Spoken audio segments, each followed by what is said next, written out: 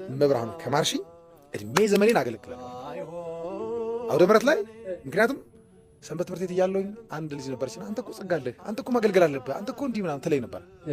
እኔም ማገለግለው መብርሃን አይነት ስትሰጠኝ ነው አልኩኝ ብያት ነበር ይዛል እሷን።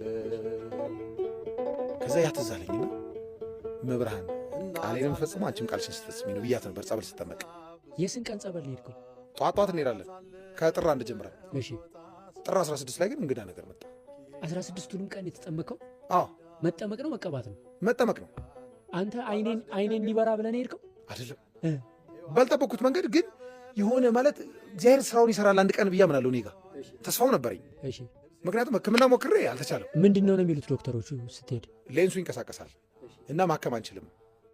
እንደውም አንዴ ጠፍቼ ሁሉ የሚገርም ነገር ጠፍቼ ሁሉ ኦፕሬሽን ተደርጌያለሁ ደብረ ማርቆስ። የውጭ ዜጎች መጡ ተባለና ጠፍቼ ኦፕሬሽን ተደረግኩና የት ተደወለላቸው? ሲመጡ ኦፕሬሽን ላይ ነኝ። ምክንያቱም ለመዳን ያለኝ ጉጉት በጣም የሚገርም ነበር። ያ አልተሳካም። አዲስ አበባም ተመቶ ኦፕሬሽን ተሞከረ፣ አልተሳካም። በኋላ ላይ ባልጠበቅኩት ሰዓት ባላሰብኩት ሰዓት እግዚአብሔር ግን አንድ ቀን እንደሚመረኝ ስለማምን ዝም ብዬ እኔን እንደ ኖርማል ነው የምንሄደው። ጸበል ትሄዳለህ አይደል? ዝም ብለህ በቃ እንሄድና ዝም ብለን እንጠመቅ ተባለ።